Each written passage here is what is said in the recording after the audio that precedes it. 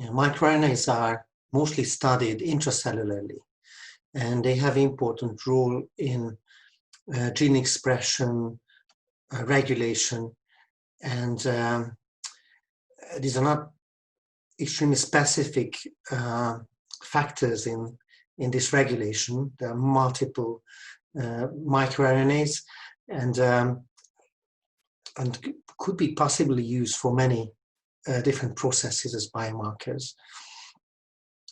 Our main point was that by examining circulating microRNAs, that is like plasma microRNAs, extracellularly, we hypothesized that this could be trafficking in between bone marrow and spleen and liver, on all the fluid spaces where the blasts are there, and wherever blasts are there,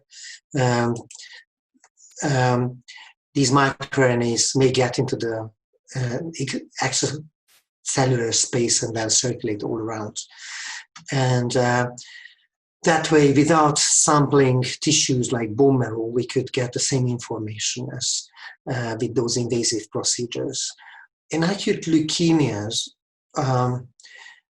already there have been many microRNA studies published, and it is known which microRNAs are overexpressed or suppressed intracellularly in these leukemias. So to use them for minimal residual disease monitoring, really the best fit markers would be the ones that get overexpressed. And so from all these studies, we had an idea which microRNAs to use, which microRNAs to look for. And these we're not interested if these are important in the pathogenesis or in drug resistance or in identifying subtypes of leukemia, which were all studied in various studies using intracellular microRNAs. We just wanted to find a good biomarker, non-invasive biomarker for minimal residual disease monitoring. And of course, children are even more sensitive about invasive sampling. They need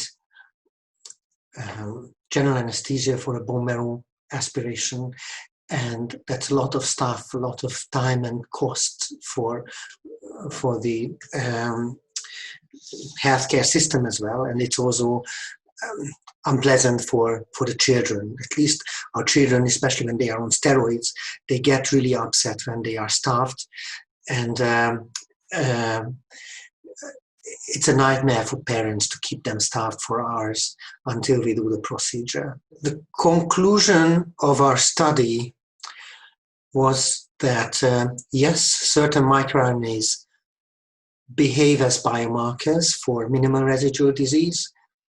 They are useful, but unfortunately they are really not sensitive, a lot less sensitive than flow cytometry or molecular genetic biomarkers of the disease from bone marrow aspirates.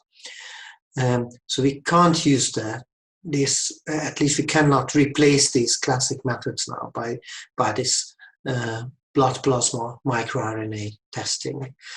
But we hope that we could use it for some other tasks.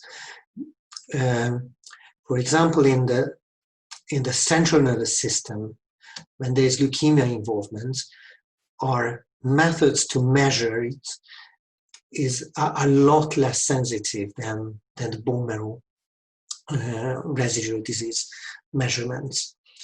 And it's really a trouble. So we could probably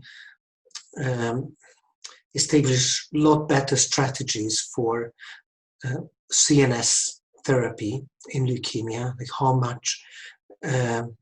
how many doses of chemotherapy to administer intrathecally, who to give cranial irradiation, who needs the high-dose methotrexate, high-dose cytarabine, which are the IV chemotherapy drugs that get through the blood-brain barrier and are effective in the central nervous system compartment as well.